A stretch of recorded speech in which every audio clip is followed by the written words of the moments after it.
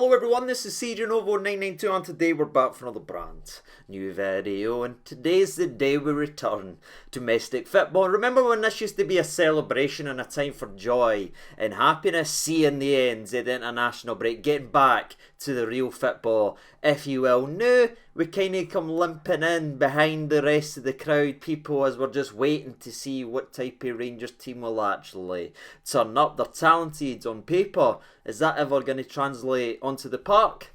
Let's discuss it. Because to me there is absolutely no excuse not to see a performance and not start to see these players we spent a lot of money on. But we'll get into that more as we get to the Rangers conversation, because it is a very important conversation we need to have today, especially with the latest injury news, crisis news, discussion points we need to have at the Rangers side in today's video. But as always, we start the preview videos off the way we always do, by having a look in the oppositional preview and try and paint the picture of what we could be possibly facing tomorrow. And as we do go ahead and do that, ladies and gentlemen, we may have completed the 60k dream, which is incredible and just mad to say out loud, but we are forever looking up and forever wanting to improve the channel. So if you do enjoy the channel or do enjoy the content, even though we have hit 60k, if you didn't mind, keep hitting the like button or subscribing if you are new, and we will try to reach what is a ridiculous milestone of 70k.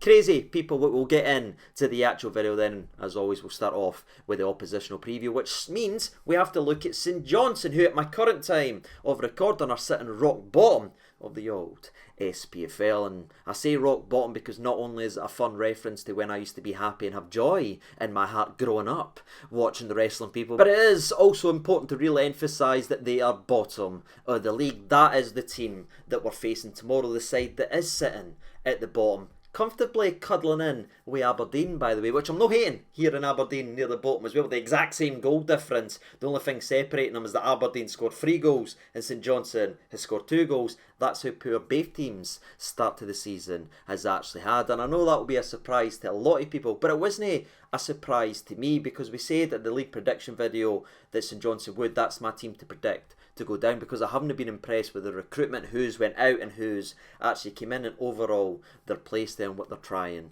Again, it's still very early on the season. They could quite clearly turn it around, but I'm not shocked to see coming into this game we're facing a side that is, again, rock bottom of the old SPFL. But I know some of yous will be, because I guarantee there's a lot of people watching today's videos only heard the one result of St Johnstone this season, and it was a certain Parkhead performance, as St Johnstone went to Parkhead versus Celtic and came away with a point, making Celtic drop points at Parkhead, which again is a really, really tough task today. I mean, Parkhead in itself is a very difficult stadium to go to. Some of the best teams have went there and struggled to get a result, never mind a team of the restraints and wage budget like St Johnstone have. That there is a phenomenal result, and it's no wonder why everyone watching today's videos actually heard of it. But it does start to paint just a slightly different cloud regarding what the St Johnstone season's been, because it hasn't been great and it hasn't been battling or tough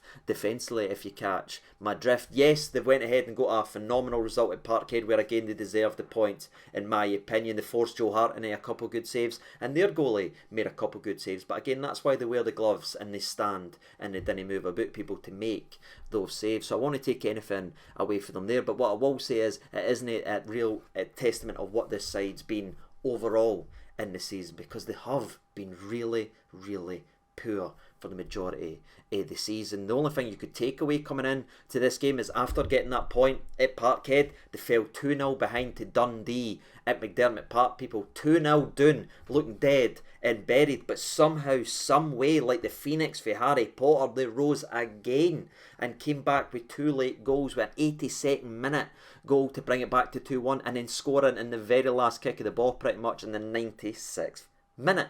That showed some spirit and that showed some fight, and if they are going to survive in the SPFL this season, that is what they're going to need to actually show. But you take those 2 performances away, what you've got has been a very poor St Johnstone side, who's not only lost to the likes of Hearts and Ross County, both to the scoreline of 2-0 by the way, but they've been beat off the likes of Ayr, people, and absolutely scanted at home versus Stirling Albion 4-0. That's what we face tomorrow. That's what we're nervous about actually playing. That shows you how bad we're playing people. We're hearing about a team getting scanted of Stirling Albion and we're nervous going into it. And again, I'm not being disrespectful. I'm just bringing you the facts of what the team that we're actually going to be playing. They've had a very phenomenal result for them at Parkhead. They had a battling performance where Dundee genuinely should have been 5-6-0 up. They left a little wiggle room to come back into that game, and St Johnstone managed to nick it at the very end. But you look at the rest of it, people. They've scored 2 goals in the last 5 games, and 2 of them came in the same game in the space of 10 minutes versus Dundee. So people, the real truth of St Johnstone this season is they have been very, very poor going forward and almost equally poor gone back, which is a very encouraging thing to hear as a Rangers fan. But again, you're hearing mixed reports, you're hearing mixed bag. What type of St Johnstone side are you actually going to see tomorrow? Despite me again expecting us to win this game, because we just have to win it, am I expecting a 5-6-0 or anything like that with how poor St Johnstone's been? No, and there is a clear reason for that. I think if you look at St Johnstone's results so far this season and their overall performances, the games they've really struggled, and even gone behind 2-0 to Dundee, and again should have been 4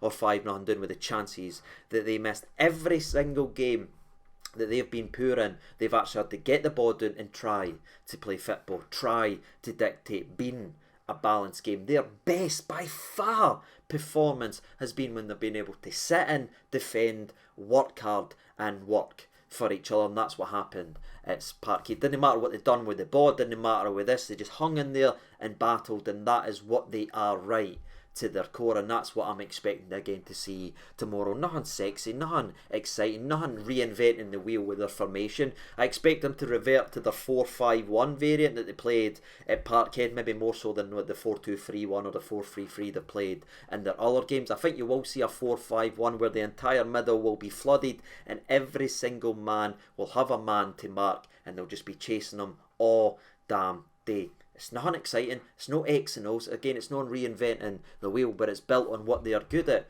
working hard and frustrating teams, and that's what I'm expecting to see for St Johnstone tomorrow. Just a big, honest side, working their arse off and defending for their lives. But getting over to the Rangers end, people, there is a lot of conversation points and a lot of discussion points, and again there is so much already flooding the mind. I've not got a single note written down for this because it's just been on my mind the last 2 weeks. Don't know if you've been the same. And for me, what I want to see going into this game, again, not only as a win, is I want to see the new players actually getting played. I want to see all this gelling, building chemistry, building this, building that we're hearing actually go on the park, because I can accept slow or iffy-ish performances or people catching up with this if we're actually getting to play. But when you're only playing 3 of the 9 that you signed and pretending that it's going to take time for them to gel, it's just nonsense, and it's just feeding the fans with BS. And I think if you look around the place, everyone is sick to death of accepting that nonsense. It's the same core that's been here for many years. They should be playing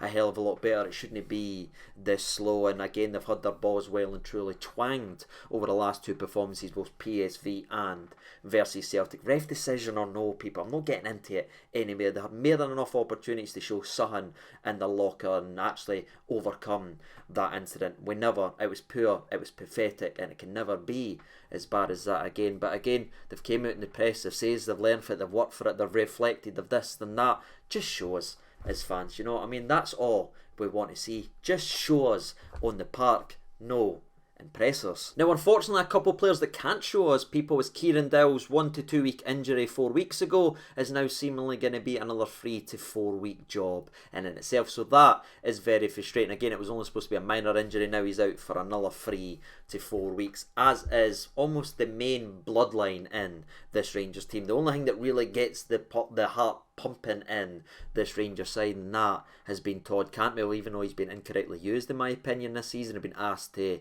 go away from what he was good at last season. He is going to be missing the next 3 to 4 weeks as well, which in Rangers talk, or Rangers meaning, translates, people, if you hit Google Translate, he's probably going to be out for 2 months, which is absolutely soul destroying. Can I just get one thing nice this year, please, people? But Cantwell is out for a month, but don't worry, ladies and gentlemen. Hadji, he's just started for his country. He's fresh. He's just had 72 minutes. He played very well for his country. He's begging to play, and again, he fits right in to the position that's now left wide open with both Cantwell and Dill's injury. Oh, aye! We loaned him out because he wanted to play. How obvious and painfully obvious was that going to be to bite us in the ass just a couple of weeks after that idiotic decision? Nae Hadji, so aye.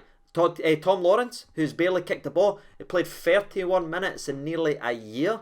People, has a lot of pressure on him because he's going to get chucked right in there and be the only guy that can really be that dynamic guy to take it from A to B in the middle of the park. And to be fair, I loved his attitude, Tom Lawrence. I actually watched all the pressers again. It was painful, I'll be honest with you. But Tom Lawrence was actually really good. And I just like, and I mean this in the nicest way, right? And I do mean it. It just seems like a bit of an arse. You know what I mean? But he's got that arrogant, he's chest out. And I feel like the Rangers teams in the past, the Barry Fergusons and everything, they had that arrogance. And you could just see them, we know we're better than you, we want to do this. And I look around to the Rangers side now, there's too many nice guys, there's too many boys that play with their head down. I just like the way Tom Lawrence carries himself. And in the press conference he said, beautifully, by the way, if you didn't like pressure, you shouldn't be here. I love that he said that. Again, I'm just nervous because he's played so little football, now he has to get chucked into the deep end, but he is definitely going to be playing tomorrow. I do expect him to be in the starting 11, and I hope to pray he can get away from his injury that, again, this has affected him over the year, because he says the right thing, he looks the player, he showed it on the park. It's just getting him and keeping him on the park, because he will be a phenomenal player for us. But aye, it's just a bit frustrating, as the most painfully obvious decision we made when we moved Hadji on. There'd be a lack or massive gap if anything happened to Cantwell. Cantwell's now gone for a month, and we've not really got that attacking midfielder in the squad. We've got strikers. We've got plenty of strikers, we've got plenty of number 9s, Sam Lammers, we've got all these guys and Dessers and Danilo and all this stuff, people, but they're strikers. Maybe start playing them as strikers. Maybe we'll change the formation, that'd be very, very nice to actually see, but I don't see too much actually changing on that front. All I want to see is Danilo in the starting 11, I want to see Kamal Roof in the starting 11, I want to see Tom Lawrence in the starting 11, and I want to see the new signings get to play. We know what the tried and tested has brought us over the last couple of years. It's not been enough trophies, so to have new guys sitting there, money spent, no getting played for the guys that's failed us year upon year is baffling. And I just feel like this needs to be a refresh coming back for the international break. If we're going to get everybody back on side, just play them and let's see what's happened, because the way it's been so far, 2 wins in the opening 4 league games, it couldn't get any worse, could it, than actually giving them in. That's the Rangers conversation, people. I just felt like a little bit of an event. I just want to see the new boys play. I'll be so happy tomorrow. If we win, we should bloody win, but I feel like we should be winning by playing the new players that's going to be here for a year or two. What about you? Let me know your thoughts and opinions down there in the comment section below, and I'll go with the Rangers 2, the St Johnstone 0. People, Danilo and Roof to get the goals. That's right, I'm going to go for it. But until then, I've been CJ92. Thank you so much for watching. All the best and bye.